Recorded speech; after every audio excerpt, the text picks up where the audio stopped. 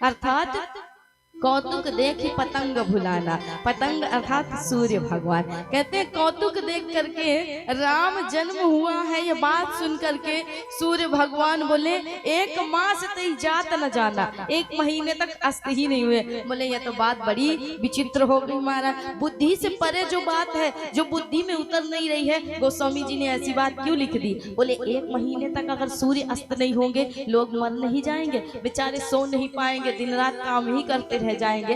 प्रकृति का नियम, प्रकृति के क्रम सिर्फ मानव की स्थिति को देख करके बनाया गया। अगर रात नहीं आए और मनुष्य पूरा दिन कमाता रह जाए तो कहते हैं 24 घंटे कमाते कमाते तुम्हारा शरीर, जो कलयुग में आयु कितनी मिली है तुम्हें, कितने वर्ष की आयु होती है कलयुग में। अभी भागवत कथा तुमने सुनी है, भागवत कथा में बताया होगा ना महाराज श्री ने कि कितने कितने वर्ष की आयु होती थी किस किस युग में। ध्यान से नहीं सुना था क्या? अब बता दे रहे हैं, सुन लो, ध्यान से सुनना। बोले 1 लाख वर्ष की आयु होती थी कब? सतयुग में। अब 1 लाख में 1 शून्य कम कर दोगे तो कितनी है गई? सारे दुकानदार हो, मैथ तो तेज होना चाहिए। कितने हो गए हैं? 1 लाख में 1 शून्य कम कर दिया तो कितने है गए? 10,000 वर्ष। त्रेता में 10,000 वर्ष की आयु निर्धारित की गई थी, भागवत महापुराण में ये वर्णन आया है। द्वापर आया तो 1 शून्य कम हो गया, कितनी है गई? 1,000 वर्ष की आयु हो गई। अब कलयुग आया तो 1 शून्य और हटा दो, कितनी है गई? 100 वर्ष की। कलयुग में मात्र आयु निर्धारित की गई है मानव की 100 वर्ष की। अब 100 वर्ष में भी यदि तुम 24 घंटे कमाओगे, 24 घंटे धन के पीछे भागोगे, तो बोले वो 100 वर्ष भी महाराज आजकल कोई बिरला ही जीता है, 50 वर्ष में ही निपट लेते हैं। अब तो अल्पायु में ही जाने लगे, पूरी पूरी आयु भी नहीं मिलती।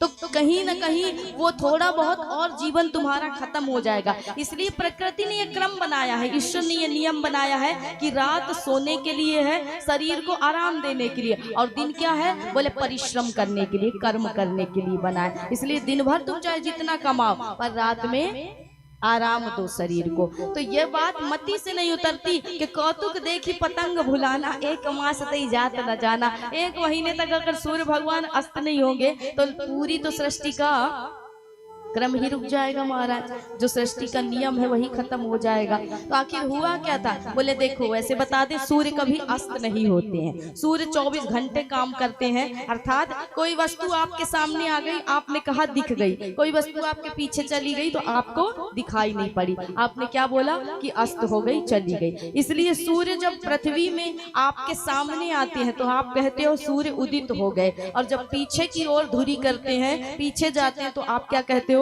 कि सूर्य अस्त हो गए। बाकी सूर्य अस्त नहीं होते। आज तुम्हारे सामने आए हैं तो तुम कह रहे हो उदित हो गए, आज वो जब तुम्हारे पीछे जा रहे हैं तो कहीं और उदित हो रहे हैं। इसलिए सूर्य कभी अस्त नहीं होता है, बस पृथ्वी का चक्कर लगाते रहते हैं। तो कहा जाता है कि उस समय भी सूर्य अस्त होते थे, अर्थात सूर्य अस्ताचल की ओर जाते थे, लेकिन लोग राम जन्म में इतने मगन थे कि लोगों को पता ही नहीं चला कि सूर्य भगवान कब आ रहे हैं, कब जा रहे हैं महाराज। इसलिए गोस्वामी जी ने कहा कि कौतुक देखी पतंग भुलाना, अर्थात शायद सूर्य भगवान भी जाने को भूल गए। बोले ना महाराज, सूर्य भगवान को तो आदेश था, उनको छुट्टी मिल ही नहीं सकती है, इसलिए वो तो जा रहे थे, पर लोग भूल गए कि सूर्य आ रहे हैं और जा रहे हैं। इतना आनंद उत्सव मनाया था, तो भगवान का सुंदर आनंद उत्सव मनाया गया। भोले बाबा कहते हैं कि हे देवी, उस समय मैं भी गया था, किसके साथ?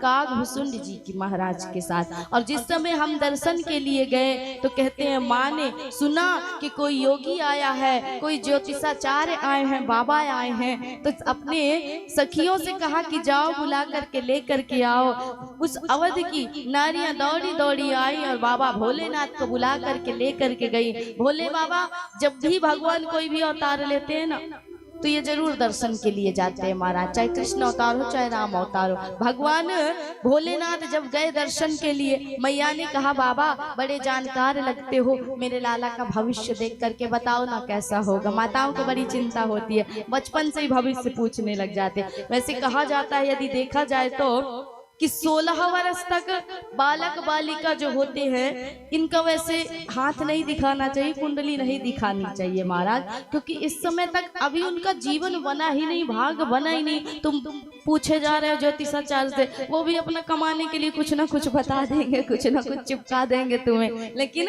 ऐसा मत किया करो, क्योंकि 16 वर्ष तक बच्चे का अभी अबोध है, बालक है। 15 वर्ष तक वैसे भी कहा जाता है पाप हो चाहे पुण्य हो बच्चे पर नहीं लगता है, किस पर लगता है? माता पिता पर लगता है। स्वयं पिपलाद मुनि ने शनि से ये वचन लिया था कि अगर जिस दिन तुमने बालक पर चढ़ करके और कोई भी गलत कर्म किया, उस पर अगर प्रभाव डाला तो उसी दिन मैं तुम्हें मार डालूंगा। तो कहते हैं शनि देव ने वचन दिया था कि 16 वर्ष तक बालक बालिकाओं को मैं कुछ भी नहीं कर सकता हूँ, इसलिए कुंडली में कोई ग्रह नक्षत्र 16 वर्ष तक खराब नहीं हो सकते हैं, सब कुछ अच्छा होता है। उसके बाद जब युवा अवस्था में किशोरावस्था में प्रवेश करते हैं बच्चे, तब उनका भाग बनना बिगड़ना आरंभ होता है, तब ग्रहों का प्रभाव होना आरंभ होता है। उससे पहले सब कुछ अच्छा होता है, इसलिए व्यर्थ में परेशान होने की आवश्यकता नहीं। पर माँ कौशल्या वो भी तो माँ ही है, तुम भी माँ हो, माँ को बचपन से बेचैनी हो जाती, इसीलिए कहते हैं ना कि अगर विधाता माँ को कॉपी पेन दे दे बच्चे का भाग लिखने को, तो माँ सब कुछ अच्छा अच्छा ही लिख देगी महाराज, कुछ बुरा लिखेगी ही नहीं। माँ इसीलिए सबसे महान मानी जाती है। कहते हैं आत्मा परमात्मा और माँ तीनों में ही वो शक्ति है कि भूले को भी ये क्षमा कर देते हैं महाराज। अपनी संतान को माँ चाहे कितनी गलती कर जाए पर क्षमा कर देती है। दूसरा परमात्मा और तीसरी क्या बोले? अपनी अंतर आत्मा, ये हमेशा भूल चूक को भी माफ कर देते। इसलिए माँ कौशल्या परेशान थी, भोले बाबा से कहा कि बाबा बड़े जानकार लगते हो, मेरे लाला का भाग्य देखो ना कैसा। भोलेनाथ कहते दे दो मैया गोद में। बोले ना बाबा, तेरे सांप बिच्छू लटक रहे हैं, देख मैं बूढ़ी ठूढ़ी डर जाऊं, मेरो लाला ना डरते गो। सो बाबा ऐसो कछु कर दे कि दूर से ही देख करके बता दे मेरो लाला कैसो होगा और कैसी इसकी प्रसिद्धि होगी जगत में। कहते हैं उस समय भोले बाबा ने मुख नहीं देखा, हाथ नहीं देखा, बोले मैया ने पैरों को दिखाया था, डर से भगवान के पैरों की रेखाओं को दिखाया और कहा इसको देख करके बता मेरे लाला का भाग्य कैसा होगा। भोलेनाथ भाग्य देख रहे और कहा माँ तेरा जो बालक है ना जगत में बड़े नाम कमाएगा, बड़ी प्रसिद्धि होगी इसकी, लोग इसकी पूजा करेंगे, इसकी आराधना करेंगे, जगत इसके नाम को गाएगा। एक युग क्या कहूँ माँ मैं, युगों युगों तक राम नाम का चर्चा होगा, राम नाम की इसके चरित्र की गुणगान गाए जाएंगे, गाथा गाई जाएगी। लेकिन माँ और सब तो ठीक है, पर जब ये बड़ा होगा ना एक बाबा जी आएंगे और इसे अपने साथ ले जाएंगे। अब मैया रोने लगी कि बताओ चौथेपन वृद्धावस्था में बालक पाया, उसको भी कोई योगी बाबा ले जाएगा। बोले बाबा देख दान दक्षिणा की कछु कमी लगे तो वह ले ले, ज्यादा ले ले, लेकिन ये मत कह कि मेरे लाला को कोई ले जाएगा। बाबा कहते हैं जो लिखा है वही बता रहा हूँ, तेरा लाला भ्रमण बहुत करेगा, यात्रा बहुत करेगा। अब बाबा ने सोची मैया बेचारी दुखी है गई, तो बाबा कहते हैं कि मैया देख बाबा तो लेकर के जाएगा तेरे लाला को, लेकिन जब तेरा लाला लौटेगा ना तो तेरे ताई एक बहू लेकर के आएगा। अब तो महाराज मैया प्रसन्न है गई कि चलो बहू आ जाएगी, घर में आनंद आ जाएगा। अब मैया खुश हो गई। बोले बाबा कहते हैं हमने दर्शन किया देवी, और दर्शन करके हम तो लौट करके आ गए, लेकिन कागभूषुंड जी वहीं रहते हैं और कहते हैं वही कागा के रूप में बन करके राम के साथ नित्य प्रतिदिन आंगन में खेला करते हैं महाराज। आज सुंदर धीरे धीरे प्रभु अब बड़े होते हैं, चारों भाइयों के नामकरण का सुंदर अवसर आया। गुरुदेव वशिष्ठ को बुलाया दशरथ महाराज जी ने और कहते हैं कि कहा गुरुदेव बालक अब बड़े हो रहे हैं, समय से नामकरण होना अति आवश्यक है, इसलिए चारों को सुंदर बिठाया गया, माताओं ने गोद में लिया, अनुष्ठान आरंभ हुआ और गुरुदेव नामकरण करते हैं। नामकरण कर अवसर जानी, नामकरण कर अवसर जानी, भूप बोली पठाए मुनि ज्ञानी, भूप बोली पठाए मुनि ज्ञानी, सो सुख धाम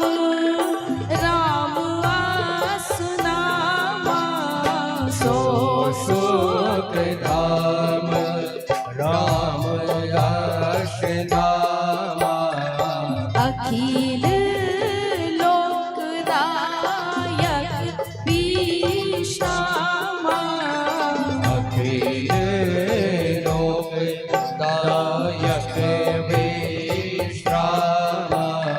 श्री राम जय जय राम। श्री राम जय जय राम। श्री राम जय जय राम।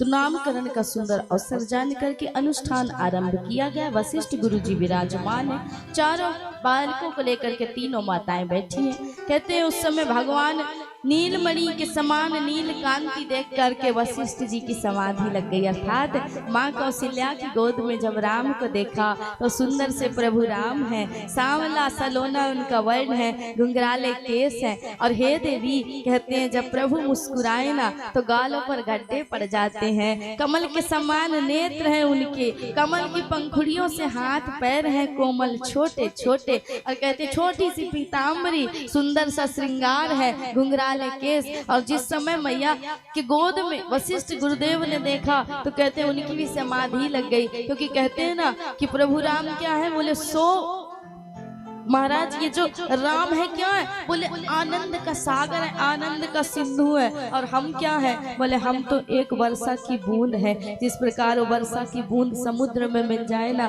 तो तृप्ति हो जाती है, मन आनंदित हो जाता है। बोले उसी प्रकार जब राम के दर्शन हो जाए ना तो कहते हैं मन की जो वृत्तियां हैं बहिर्मुखी न हो करके अंतर्मुखी हो जाती हैं। और वही सबसे बड़ा भाव, वही सबसे बड़ा प्रेम है।